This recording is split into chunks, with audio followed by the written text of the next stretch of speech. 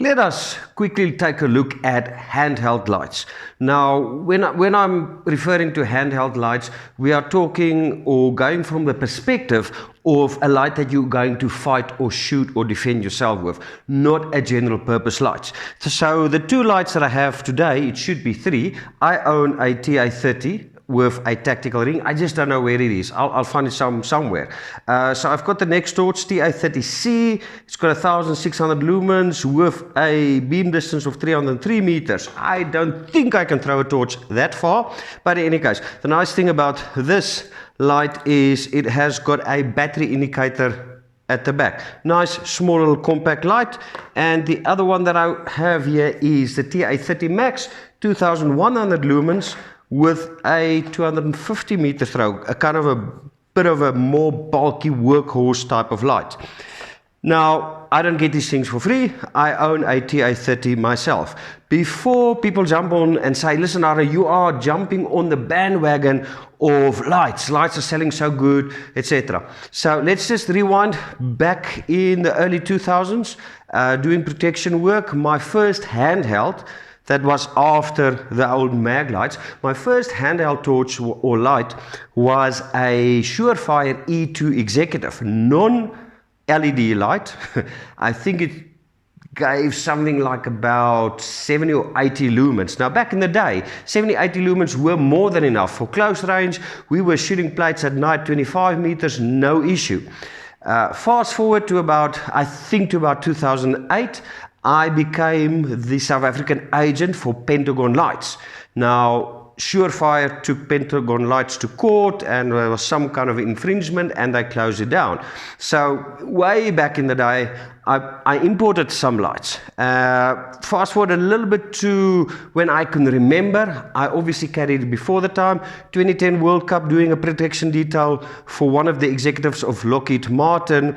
I had a Surefire X300 weapon-mounted light in a Raven holster. So, I'm not new to lights. I'm not saying I'm an expert on lights. But I've been around lights and seeing the evolution of lights for quite some time. Now, when you go on the internet and people will ask, what should I get first? Handheld or weapon-mounted light? And predominantly, everybody will answer, no, get a handheld light. Because the chances of you using this more to search for something is way bigger than you actually having to use to shoot it. So it makes a lot of sense. It's a bit difficult to take out a weapon-mounted light and look for your keys that you drop somewhere or something like that. But what people don't tell you is, if you think about it, when you have a handheld light, whatever technique you utilize, it's basically a one-handed shoot or a one-handed assisted shoot. So generally, you'll be less accurate and your rate of fire will be slower. So it doesn't really matter what your preferred method of, how you are going to use this. It doesn't really matter.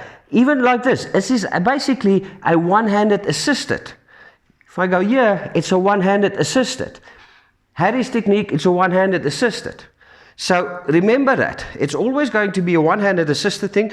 And if you have to do an administrative drill, like having to reload, it can become problematic, or just do a stoppage drill, or basically have to block and strike. It's something that you need to think about and need to train. Also, you need to look at really how you will be utilizing or how you will be shooting with this light.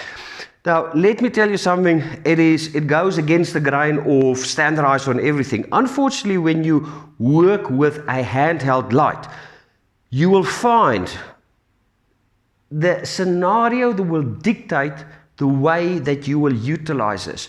And it's not always the same. Sometimes on a further distance shot, where I have to take my time and accurate, probably go to the Harris, and you have to know it's actually back of the hand against back of the hand. Yeah, where's your recoil going to that side? A lot of things that you need to think about. But further shots, it's probably like this. In close, it's up here. So while we even talk about these techniques, somebody will come out and say, no, don't use it here, or here. Now, before we go on, you have to understand the technique that you will be using will give you different side pictures and will give you different shadows. It is important to think about that. A lot of people will say, no, don't have it next to your head, because where's the bad guy going to shoot at? At the light. Where's the light? At your head. Okay, so what if I have a weapon-mounted light on this pistol? Where's the light? Right in front of my face. Where's the bad guy going to shoot? Right at my face. Doesn't really matter what technique I use. Where is the light really going to be? In front of my face. Unless you want to do the old FBI technique, which is actually not what people think it is. So it's important to think how you're going to use it, and the different techniques on how you might apply and how you might have to change in the middle of a fight. Okay, so bearing in mind, unfortunately, using a light is most of the time proactive and not reactive. What I mean by that is the chances of you getting a light in play, even your weapon-mounted light in play from an ambush drill, is minimal. It can happen, but it's minimal. So you can already eliminate so many types of attacks that can happen with you that you will not in dark areas, that your light will be kind of useless. You will not be able to get it into play. It is much more of a reactive, that whole bump in the night. I hear a bump in the night and now it comes out and I start searching. So it's important to think that, or to realize that using a handheld light or even a weapon-mounted light will be more proactive. I'm expecting something to go wrong. It's already in place. It's already in play. Okay. So yes, but it can be reactive. Maybe I'm walking in a parking lot or whatever, I have the light in hand, somebody's there, bam, I get it on, I strike, draw. Yes, it can happen, but just remember, it is going to be very difficult from an ambush to try to get your light, even if it's a weapon-mounted light, in play, get it out and work with it. So very difficult. A couple of things to look at and considering when you purchase a handheld light. It's not the lumens. Most modern lights have way more than enough lumens. Okay, you can never have enough lumens, but I'm talking about a fighting light inside a room or something like that. That is where I'm focusing at, trying to look and see and have to fight with it. So first thing that I look at is how the button works. I do not want a light where if I press in, it's on and off. I do not want that. Generally, I see a lot of students with lights like that. It's on and off. And what happens when we amp up the stress? They forget to put it off. And now they do a reload or something and it stays on. Most people under stress and to exaggerate it under duress will find it very difficult to remember to put it on and off. So you want something that if you push it in, it's on. If you leave it, it's off. Push it in, it's on, off. Okay? Then you have to look at the quality of light. Now, yes, a good, let's say, Surefire will probably be three times the price of any of these lights. But you want to have I'm not talking about a far spread or throw. I'm talking about a spread inside a room. I want as much light in a room. If I push this on in darkness, I want to light up the room as much as possible. I also want to really look at possible hotspots. Okay, I want as little hotspots as possible. One of my primary key features that when I use a light at night is to see my sights. This is why the positioning will be important. I need to be on my sights because I'm going to have to shoot at night and make sure I don't miss that person. So I want to be on my sights, and then I want to be able to identify what that person has in his hand. What weapons are they presenting? And hotspots makes it way more difficult to be able to see specifically, he's got a knife, he's got a gun, he doesn't have a weapon. So I'm really concerned about hotspots, a nice big throw out. And as I say, in, on, and I leave it, it's off. Now, NexTorch, like many other torches, for some reason, people or manufacturers fall in love with the strobe function. So when I press the button or the switch harder, it goes into strobe. Boom, there normal and there's strobe. Okay. You will either like this feature or not. Strobe is is more of an issue for the person that you're strobing. It's more confusing for them. It's more confusing for them to track you and to figure out what's going on. It's not so distressing for the person that's shooting. However, I'm not a big proponent of shooting with a strobe. But on many courses, students will get the light out and they will go and strobe. And I will ask them after the shoot, why do you go and strobe? And they had no idea they were on strobe. So just do realize this: light, press, normal light, heavy press, strobe. Same with this, in, nice light, boof, there the strobe goes. But you can still fire in there. I find it a little bit disconcerting, so I'm really light on my switches. I'm very light on my switches under duress. Remember, you might overpressure and you might get that strobe. So I don't want any other functions or paddles or anything at the back of these lights. I don't want any paddles or any functions, click it once, twice, three. No, I want it on and off. What I like about this is, if I want to use it, there's a little knob here, dim, brighter, bright, and on strobe. So if I want to use it for general purpose, I just have that there, and I can go from there to strobe if I have to.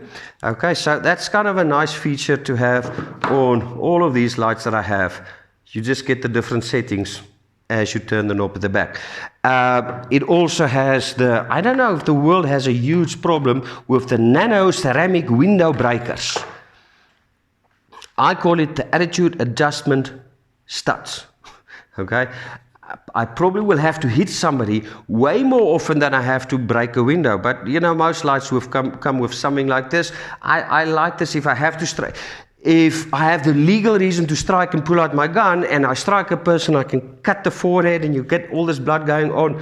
It is awesome. So that's kind of quite cool. I'm not here to try to convince you to buy these lights. I'm just showing you these lights. I borrowed it to me for a couple of days just to run off, and I'm definitely in the market for the bigger light at some later stage. So that is, in a brief nutshell, a quick overview of lights and techniques and what you should be looking at. Now, one thing that I find strange and interesting, when you go on the internet, they will tell you, okay, it's better to have a handheld light because you will use this to search, because you do not want to point something that you do not wish to destroy or kill or shoot. And I've always tried to figure this out. What do they mean? I hear a bump in the night. Is my pistol now down here? And I'm looking, and I see somebody now. Whoa, I come and I shoot. Why would I do that? Okay. Let's say it's proactive. I hear a bump in the night. I hear something, the alarm goes off. I need to go fetch my kids in their room or something like that. I will utilize the light. If the lights are on, or if I'm in daylight, and just imagine I'm coming around a corner, what is leading? Pistol is leading, and I'm checking. If it's something or somebody that I do not need to shoot, I bring this gun back up in a safe direction. Person can pass or come to me, whatever. Why is it different than a light? If I have a proper light and I present this into a room, basically the whole room is lit up. I can see everything. Why would I do this? Oh, there's a bad guy. I will still utilize this. Check, because I've still got a good field of view. If it's somebody that I don't need to shoot, okay, then I can bring it back to a retention. I can bounce the light off the roof or the floor or the wall, not to blind that person, or, you know, whatever I want to do, I can just bring it back and do something like that. So I never really understood the whole idea of, at night, all of a sudden, you should not present the weapon. At day, even in my garden, I'm hearing something. What's wrong? This in and out and in and out. Why wouldn't I do the same?